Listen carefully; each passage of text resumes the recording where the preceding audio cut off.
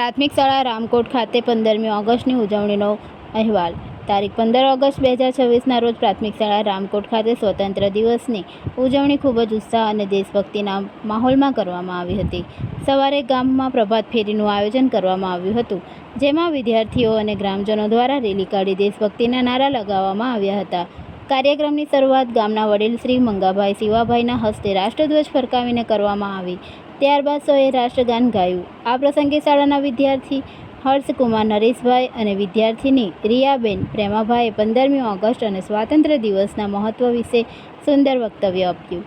ગામના યુવાન શ્રી વસાવા નરેશભાઈ રમણભાઈએ શાળામાં અભ્યાસ કરતા બાળકોના વાલીઓ તથા ગામના યુવાનોને શિક્ષણનું મહત્વ અને નિપુણ ભારત અભિયાન વિશે માર્ગદર્શન આપ્યું. તેમણે બાળકોના શિક્ષણમાં વાલીઓની ભૂમિકા અને બાળકોના પાયાના શિક્ષણને મજબૂત બનાવવા અંગે સમજ આપી.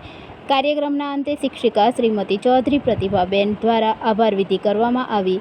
તેમણે કાર્યક્રમમાં ઉપસ્થિત ગામના વડીલશ્રી, યુવાનો, વાલીઓ, શિક્ષકો અને વિદ્યાર્થીઓનો આભાર વ્યક્ત કર્યો.